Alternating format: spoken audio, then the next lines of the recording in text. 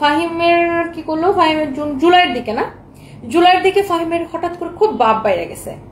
ফাহিম আমার সাথে, ফাহিমের কাজ কি ছিল শুধুমাত্র আমার সাথে লাইভে ডিউটি করা, হ্যাঁ লাইভে আমাকে প্রোডাক্ট আগায় দেওয়া, আমার কাজগুলো করা। ফাহিম আমার অ্যাসিস্ট্যান্ট হিসেবে কাজ করতো। এবং ফাহিম প্রথমে পুলিশ প্লাজার মার্কেটে, আমাদের পুলিশ প্লাজা যে আমাদের ব্রাঞ্চ, ওখানে 2021 ফেব্রুয়ারিতে সেলসম্যান হিসেবে 10,000 টাকায় সে চাকরিতে জয়েন করে। এবং ফাহিম বরিশালের ভাষায় কথা বলে, আপনারা জানেন। ফাহিম মনে হয় তখন মেট্রিক বা ইন্টার পাস না, ইন্টার পাস। তারপরে ফাহিম এমনিতে, ফাহিমকে খুব সহজ সরল ভালো মানে ছেলে, ভালো মনে হচ্ছে একটা সহজ সরল ছেলে, ওকে আমি আমার অ্যাসিস্ট্যান্ট বানাইছি। তারপরে ফাহিমকে হচ্ছে যে আপনার আমাদের কোম্পানিতে কাজ করে অ্যাসিস্ট্যান্ট এইভাবে কাজ করতেছে। ফাহিমকে আমার সবসময় সৎ মনে হতো। তো আমার এই ওর সাথে পরিচয় হওয়ার পরে ও আমাকে একদিন বলছে, তুমি ফাহিমকে এত বিশ্বাস করো? আমি বলছি না না, ও অনেক ভালো ছিল, কোনোদিন বিশ্বাসঘাতকতা করবে না। এবার আসেন বিশ্বাসঘাতকতার গল্প। তো হঠাৎ করে জুলাই দেখে দেখে ফাহিমের খুব ভাব বাইরে গেছে। মানে ফাহিম না আমার কথা বা আমাদের যে ম্যানেজারের কথা কোনো পাত্তাই দিতেছে না। তো ফাহিম এর মধ্যে কি করছে, একটা রিজাইন লেটার দিছে, অ্যাপ্লিকেশন দিছে যে সে চাকরি ছেড়ে দিবে। তো আমাদের কোম্পানির একটা সিস্টেম হচ্ছে, চাকরি ছাড়ার 2 মাস আগে আমাদেরকে অ্যাপ্লিকেশন দিতে হয়। তো দুই মাস আগে ফাহিম একটা অ্যাপ্লিকেশন দিচ্ছে, কিন্তু ফাহিমের খুব ভাব বাইরে গেছে। তো বিষয়টা আমার খুব সন্দেহজনক মনে হয়েছে যে ফাহিমের হঠাৎ করে হয়েছে কি। এর মধ্যে পুলিশ প্লাজা থেকে আমার একটা স্টাফ জানাইছে যে ম্যাডাম ফাহিম ভাই গোপনে আমাদের একটা কাস্টমারের সাথে উপরে মিটিং করছে। সে ওই কাস্টমারে আমাদের যত সব সাপ্লায়ারের তথ্য, আমরা কোথায় থেকে ব্যাগ কিনি, কোথায় থেকে ওয়েস্টার্ন কিনি, সবকিছু তথ্য সে দিবে। এবং সে ওই সাপ্লায়ারের সাথে, ওই কাস্টমারের সাথে সে পার্টনারে ব্যবসায় যাবে। এটা সঞ্জয় আমাকে এই তথ্যটা দিছে। তো দেওয়ার পরে আমরা এখন চিন্তা করি ফাহিমকে কিভাবে ধরা যায়। তখন আমার আইটি টিমকে বলি, ফাহিমের আইটি টিমের কাছে ফাহিমের মেইল অ্যাড্রেস ছিল, কারণ ফাহিমের মাঝে মাঝে আইডিতে সমস্যা হলে আমার আইটি টিম দিয়ে ঠিক করাইতো। তো ওরা কি করছে, ফাহিমের মেইল ঘেটে, গুগল ফটোজ ঘেটে ওইটা, তখন ওরা আমার আর আমার প্রেজেন্ট হাজবেন্ডের একটা ছবি পায়। সে ছবিটা কোনটা সেটাও আমি আপনাদেরকে দেখাইতেছি। ফাহিমের মানে মেইলের মধ্যে গুগল ফটোসে সেভ করা আমার স্টাফরা একটা ছবি পায়। সেটা হচ্ছে এই ছবিটা, আমার ফোনে এই ছবিটা দেওয়া। মানে ফাহিম অন্য একটা ফোন দিয়ে আমার ফোন থেকে এই ছবিটা তুলছে।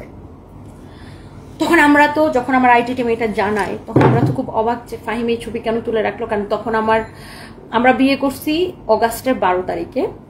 আর তখন তো ওর সাথে আমার জাস্ট কথা হইতেছে। আমি তো বললাম জুনের 21 তারিখে আমি দেখা করতে চাই প্রথম, আর এটা আমার প্রথমবার দেখা করার পরেই ছবি। তো তখন আমি ফাহিম তো এটা কোনো ভালো উদ্দেশ্যে আমার ছবি ওর মোবাইলে নেয় না। নিশ্চয়ই আমার অ্যাসিস্ট্যান্ট আমার ফোন থেকে আমার আর আমার বয়ফ্রেন্ডের ছবি নিচ্ছে, সে নিশ্চয়ই এটা একটা ভালো উদ্দেশ্যে নেয় না, সে একটা খারাপ উদ্দেশ্যে নিছে, ব্ল্যাকমেইল করার উদ্দেশ্যে নিছে। তখন আমার কাছে বিষয়টা খুব সন্দেহ হয়। তো ফাহিমের তখন জ্বর ওঠে। ফাহিম জ্বরের জন্য ছুটিতে তার খালার বাসায় না কার বাসায় যেন গেছে। হ্যাঁ, তখন ফাহিম তো আমি বললাম যে ফাহিম এখানেই থাকতো, অফিসে থাকতো, তার জন্য একটা আলাদা রুম ছিল। তো ফাহিমের রুমটা হচ্ছে যে আপনার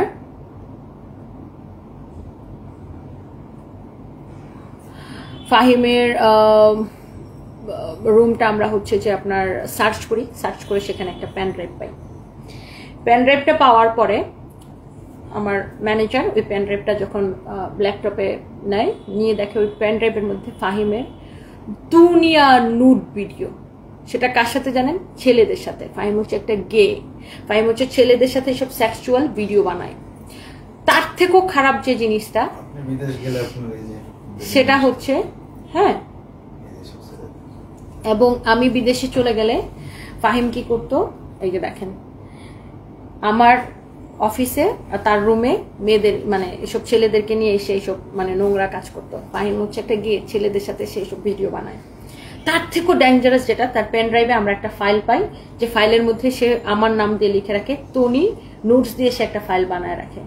এবং সে ফাইলটার মধ্যে সে তখন আমার ম্যানেজার ওই ফাইলের মধ্যে ঢুকে দেখে আমার, এবং তখন তো রাসেল আমার হাজব্যান্ড হয় না, বয়ফ্রেন্ড ছিল, আমার আর রাসেলের যত ছবি আছে আমার ফোনে ছিল। কারণ ফাহিম কি আমার আইফোন দিয়ে আমি ছবি তুলি, ভিডিও তুলি।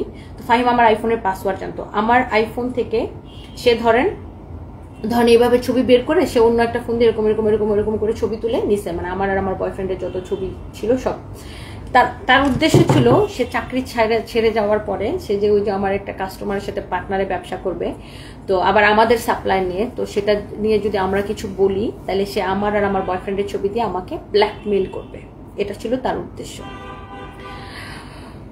সো তারপরে আমরা ফাহিম যেটা দেখাচ্ছিল ওটা দেখো তো, ছেলের সাথে ছবিটা, তানভীর। তো তারপরে আমরা ফাহিমকে হচ্ছে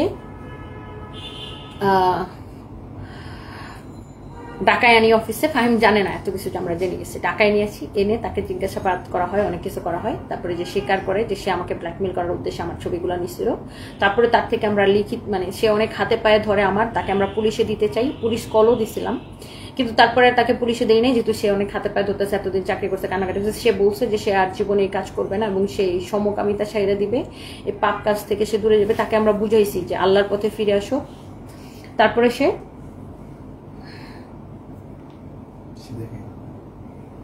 এতটুকু দেখাইলাম, আর বাকি কিছু বললাম না। তারপরে সে বলছে সে আর অনলাইনে সব কিছু করবে না, সে অনলাইন থেকে দূরে থাকবে, সে গ্রামে যায় ভালো কাজ করবে অথবা শহরে সে অন্য কোনো ভালো কাজ করবে। তো ফাহিমের চ্যাপ্টার ক্লোজ। সে একটা লিখিত দিয়ে তাকে আমরা ছাড়ছি। বাট ওর এই হচ্ছে ফাহিমের ঘটনা। তো ফাহিমকে নিয়ে আমি কোনো কথা বলতে চাইনি, বাট যারা ফাহিমকে জড়ায়, আমার একটা স্টাফকে জড়ায় আমাকে নিয়ে যারা গল্প বানাইছেন, তাদেরকে আমি আসলে কি বলবো।